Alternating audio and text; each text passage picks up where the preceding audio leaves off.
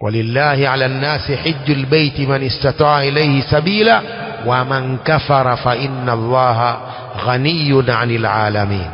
Ama akikiri wajibu wa haji lakini hakuhiji kwa uvivu, huyu kiongozi atamlazimisha kuhiji.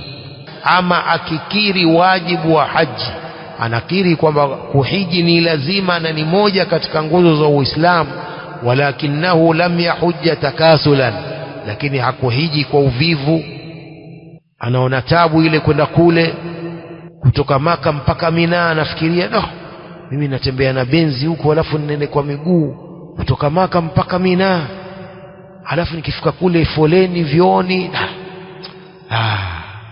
Kuna watu namna hiyo bwana. Kuna watu wana kibiri namna hiyo, kwamba anaona tabu kwamba amali za haji ni ngumu, kuna foleni kule vioni, uweza mkakaa watu watano mwangojea atoke yule aliyekule chooni, hujui afanya nini huko, harisha au vipi, masubiri. Iko hiyo katika haji, vioni kidogo, watu ni wengi, mamilioni ya watu wako pale. Sasa kuna watu waona tabu kwa sababu huko washazoea, akifika kwake aingia chooni tu, akitoka chumbani chooni, akitoka sitting room aingia chooni. Nyumba moja ina vyoo vitano, kila anapokaa pana choo, akisikia huyo akaingia chooni, akisikia tumbo tu. Kuna watu nyumba zao ziko hivyo bwana. Allah amewafunulia matajiri, hawana dhiki yoyote.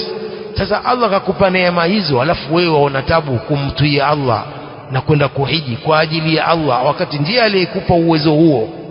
Angalia watu wengine wasio na akili, ni ukosefu wa akili. Sasa kuna watu waona tabu kwenda haji. Sasa huyu yulzimuhu waliyul amri bil hajj, kiongozi atamlazimisha kuhiji